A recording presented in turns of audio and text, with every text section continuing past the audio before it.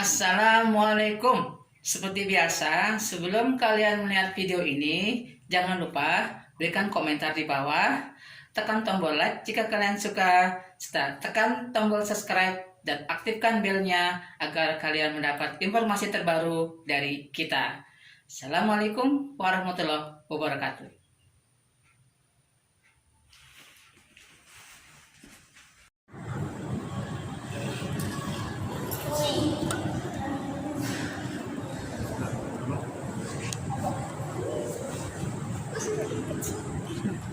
Baca Quran. Kita ingin Quran. Soalnya sebutannya sudah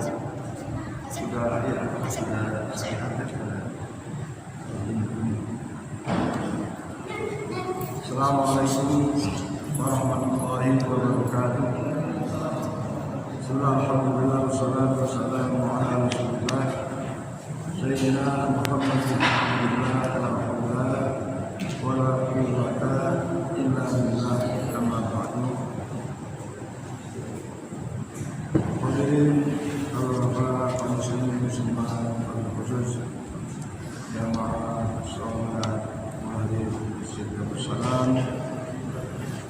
Alhamdulillah wa syukurillah, kita masih diberikan nikmat sehat, nikmat afiat dan nikmat dapat melaksanakan berbagai amal-amal ibadah, baik yang wajib maupun yang sunnah. Mudah-mudahan berbagai amal yang ibadah ini senantiasa diterima oleh Allah Subhanahu wa taala dan menjadi bagian dari bekal kita menghadap Allah Subhanahu wa taala hidup di alam kubur, alam akhirat. Mudah-mudahan berada di dalam surga Allah Subhanahu wa taala. Salawat dan salam senantiasa kita sanjungkan atas junjungan kita Nabi besar Muhammad sallallahu alaihi wasallam, dan keluarga dan para sahabatnya, dan kita sebagai umatnya di kekuatan istiqomah melaksanakan sunnah-sunnahnya sampai akhir hayat kita. Mudah-mudahan akhir hayat kita husnul khatimah. Amin ya rabbal alamin. Terus sekalian yang dirahmati Allah, kita rubah sedikit materi taklim kita, di mana biasa malam Senin adalah kita bicara tentang fikih, tentang fadilah-fadilah amal. Sementara kita tahu setiap subuh ada juga tausiah atau pengajian tentang amal-amal, tentang fadilah-fadilah amal. Maka malam Senin ini kita coba menjadi tahsilul Quran atau tadarus Quran, dan insya Allah nanti malam Rabu kita kembali ke fadhailul amal atau keutamaan tentang amalan-amalan wajib maupun amalan-amalan sunnah. Malam ini kita lanjutkan tahsil Quran kita, khususnya bagi para imam dan calon imam. Kita masih mendengar bahwa ada beberapa yang perlu lebih, sekali lagi, lebih disempurnakan. Anak-anak, kita perlu lebih menyempurnakan, ya, sebagaimana disampaikan dalam tausiah tadi pagi, bahwa kalau mau selamat saya cukuplah dengan amalan-amalan wajib, tapi kalau ingin robeh, ingin yang lebih, di samping selamat tapi bahagia, tapi beruntung, adalah melaksanakan amalan-amalan sunnah. Nah, di dalam sholat ada juga amalan-amalan sunnah. Nah, amalan sunnah itu diantaranya adalah dari ucapan. Dari ucapan ini adalah bentuk bacaan surat selain suratul Fatihah. Ada amalan-amalan sunnah dalam sholat adalah doa-doa. Doa itu doa iftitah, doa i'tidal, doa rukuk, doa sujud, bahkan doa kunut ini amalan sunnah. Sekali lagi, walaupun iktidal tanpa baca rukuk tanpa baca doa boleh, karena rukun rukuk itu adalah cuma nina. Kita sempurnakan amalan-amalan sunnah dalam sholat yang berkaitan dengan ucapan atau bacaan. Dalam ilmu fikih disebut sebagai rukun qauli. Kemudian kita sempurnakan lagi di dalam amalan-amalan sunnah yang dalam fi'li, perbuatan. Nah, dalam perbuatan ini contoh takbir kita atau sengaja dengan telinga kita. Ini takbir. Saya masih melihat ada beberapa imam kita yang misalnya duduk iftiros, ya, di dalam sholat. Diperhatikan ini kita ingatkan, termasuk saya. Ada amalan sunnah di dalam sholat itu tentang duduk, ada dua. Ada duduk iftiros, ada duduk tawarruk. Ya. Duduk iftiros itu duduk yang mana kaki kiri kita diduduki oleh belakang kita, pantat kita. Dan ini baik di dalam tahiyat awal maupun dalam duduk di antara duduk istirahat. Ya. Nah, saya lihat Pak Mahadi atau Pak Tohir di dalam tahiyat awal itu duduknya tidak menunjukkan sunnah dalam duduk iftiras tadi, ya. Jadi itu duduk akhir itu tahiyat awal bahwa kaki kita makmum, ya, seperti ini, seperti ini. Yang kaki ini diduduki oleh badan kita. Ini ada hukumnya sunnah. Tapi kalau berdiri kadang-kadang ya boleh aja, tapi tidak kata berarti hukum tawar iftiras.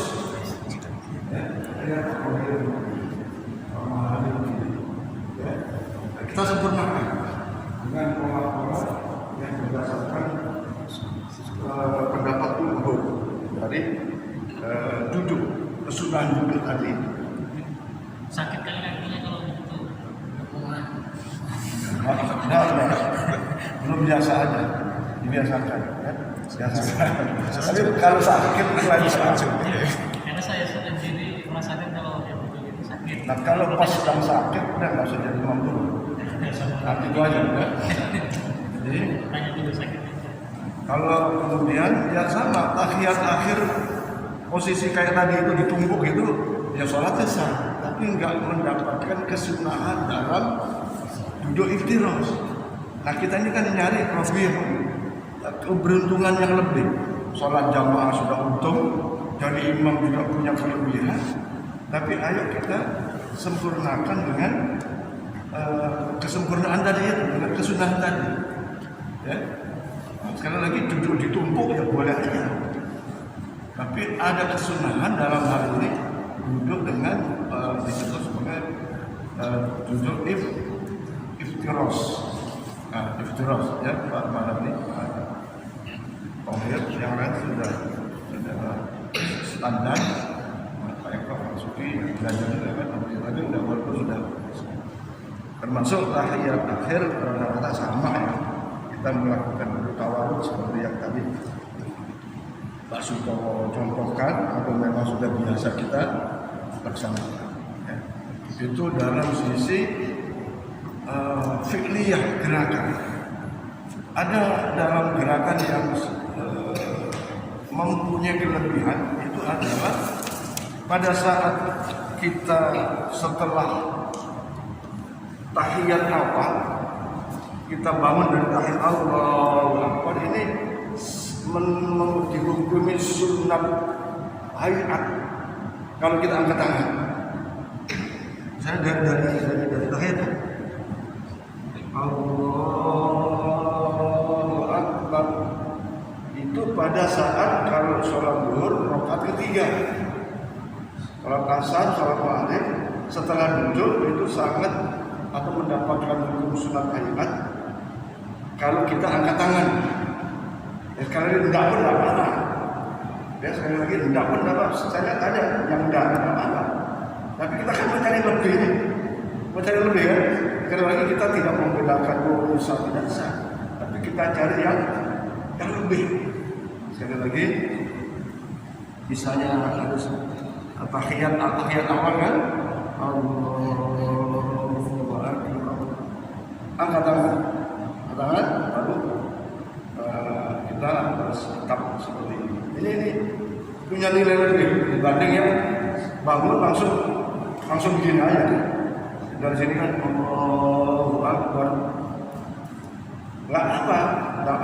Tapi kalau angkat aja, kalau dari rakaat pertama, ke rakaat kedua, nggak ada salah. Nggak pakai angkat tangan, tapi angkat tangan. Tapi dari duduk tahiyat awal, maka mendapatkan sunat hayat kalau kita angkat tangan. Ini perlu dipahami sekali lagi. Kalau tidak pun tidak apa-apa, tapi kalau dilakukan dengan angkat tangan, kita mendapatkan tambahan nilai dalam hal sholat kita. Bahasa lain ada apa namanya? Dapat angka kredit ya, apa namanya? Itu ya. Itu dalam sisi gerakan, ya. Dalam sisi gerakan, saya kira dalam sisi gerakan ini rata-rata sudah apa namanya sempurna. Hanya beberapa adik yang saya kira perlu saya mengingatkan kepada saya dan kita semua para imam supaya melengkapi kesempurnaan ya, dan mendapatkan poin atau kesempurnaan di dalam sholat kita.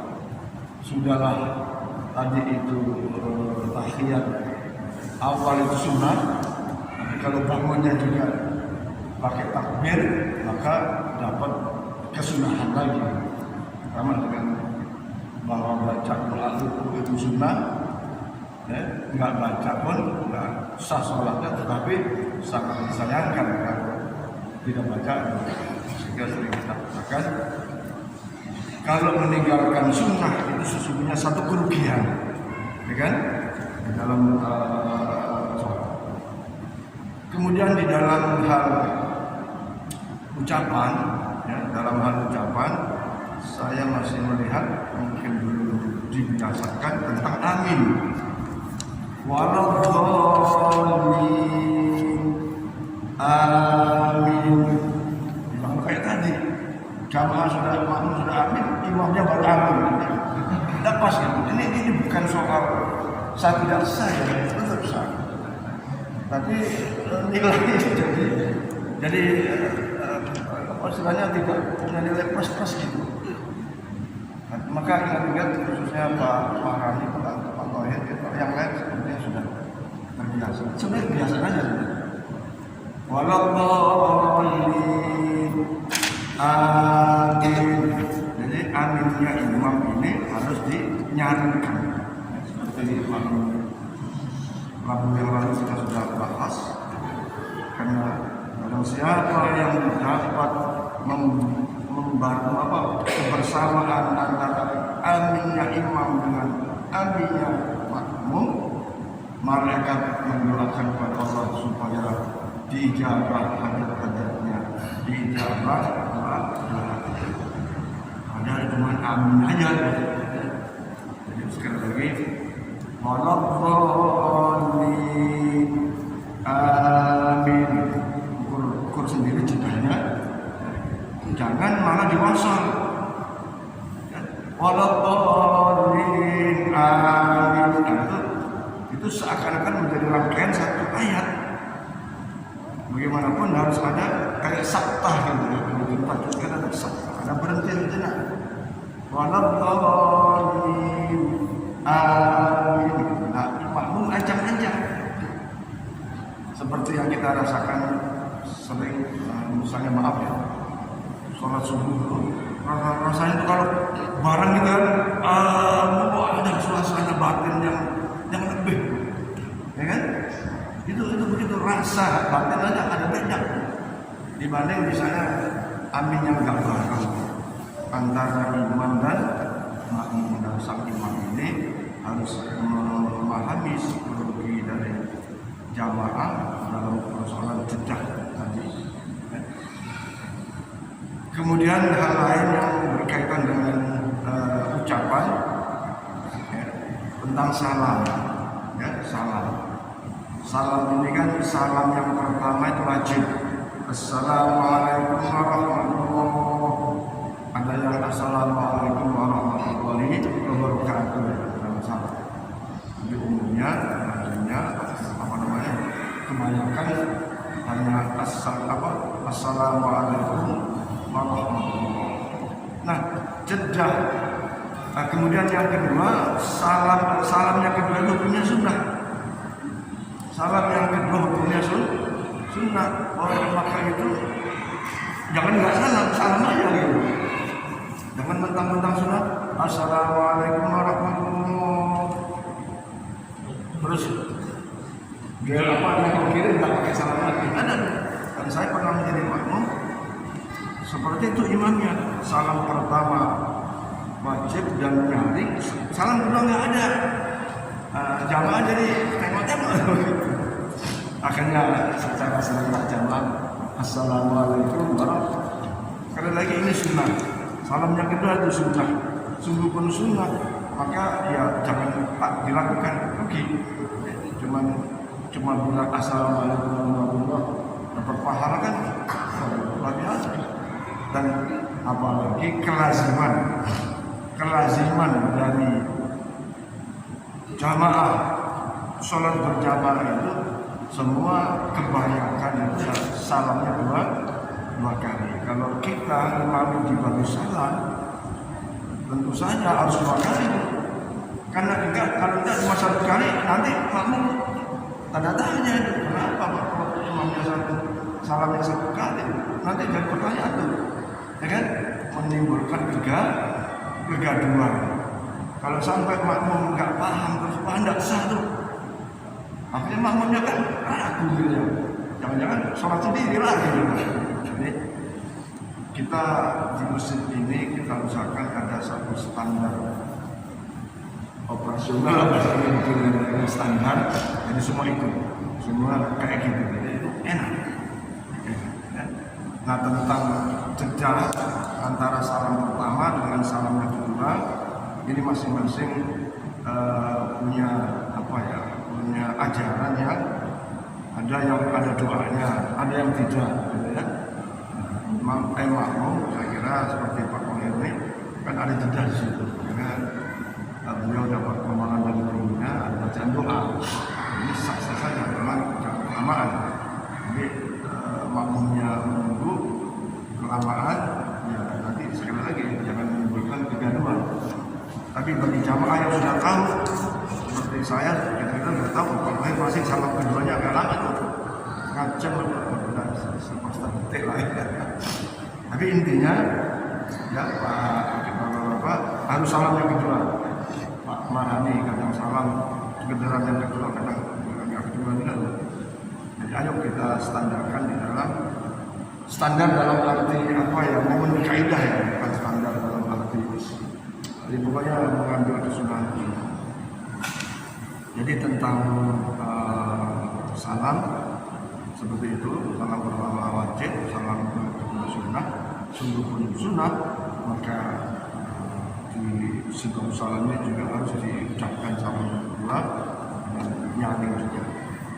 Nah, ini beberapa catatan para bapak sekalian dan terus para imam dan calon imam supaya memperhatikan hal ini, sehingga serasa siapapun dari imam itu sudah standar gitu. Kemudian tentang wirid, kita kan ya saya kan Nabi sujud sami Allah liman hamidah itu kan kita mau sujud nih, itu disunahkan angkat tangan sebenarnya Enggak disunahkan. Kemudian dalam wirid Ya, wirid ini kan sudah biasa juga. Kemudian dalam wirid ini seperti la ilaha illallah wahdahu la syarika lah lahul mulku wa lahul hamdu yuhyi wa yumiitu wa ala kulli syai'in qadir. Maka kalau di dalam teks hadis itu 10 kali ya Rasulullah mengajari 10 kali. Tapi kadang-kadang ya jamaah ini kalau sudah soal wirid-wirid itu maunya cepat ya, maunya cepat. Maka saya pun menggunakannya 3 kali. Jadi kalau Pak Haji Rudi suka 10 kali itu memang dalam hadisnya itu 10 kali. Nah ini saya kira tidak menjadi soal karena ada kepentingan lain dalam arti kalau jamaahnya tidak ikut, banyak yang ikut wirid karena kelamaan kan juga kesiannya dalam arti tidak memperoleh wirid berjamaah dan ambil berjamaah dalam doa-doa setelah sholat. Ini saya sampaikan saja. Kira-kira mau 10 atau 3 ini? 3 aja lah, 3. Nah itu dia itu maksudnya. Yang 3 aja. Nah kemudian dalam hal wirid ini ada yang sampai sekarang tuh Pak Tohir perlu ditanya itu kenapa ayat kursinya dipotong gitu.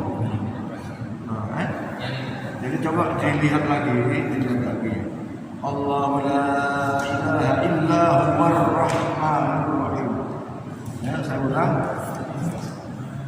Allahu la ilaha illa huwar rahmanur. Padahal sudah potong tuh Pak. Tulisannya di mana tuh?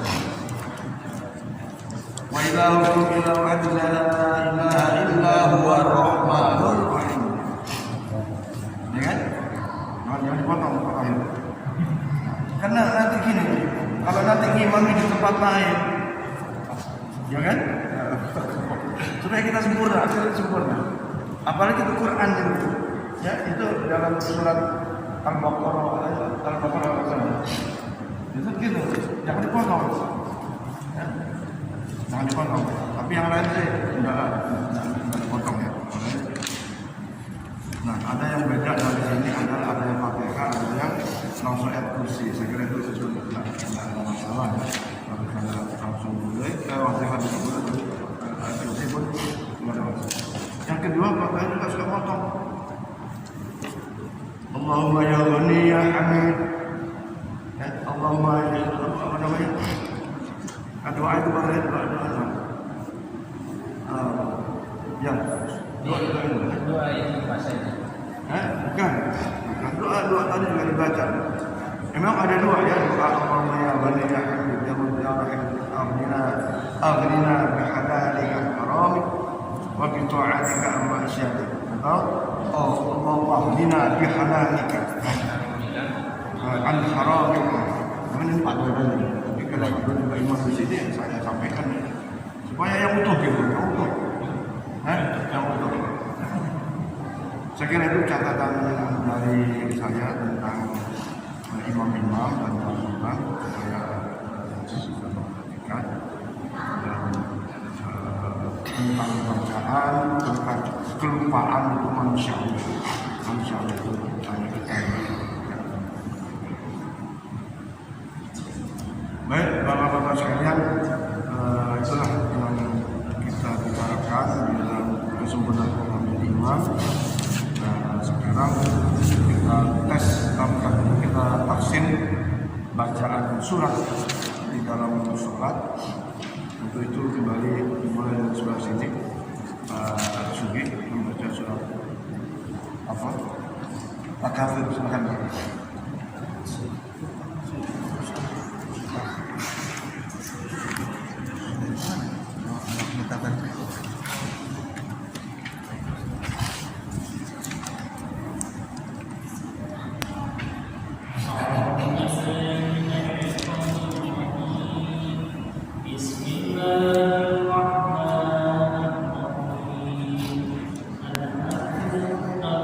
Alhamdulillah, ada panjang.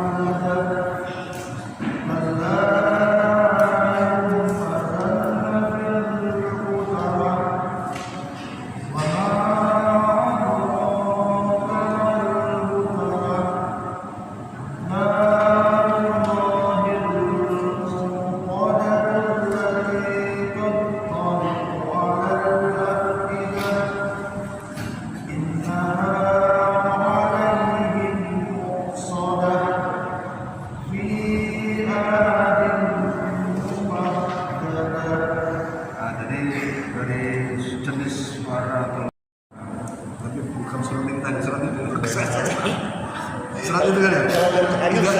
Kita zulzilat kan. Azalzalah.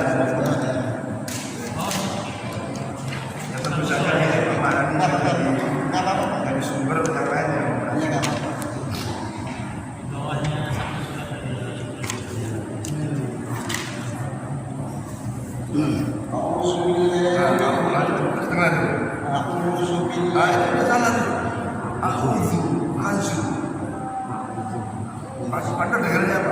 Pakai izin apa?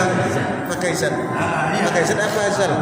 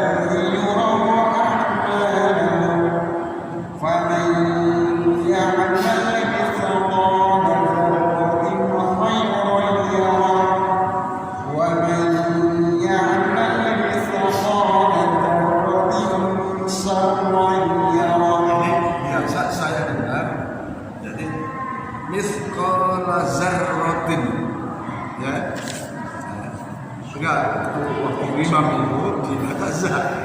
Mithqala zarratin, padahal zar.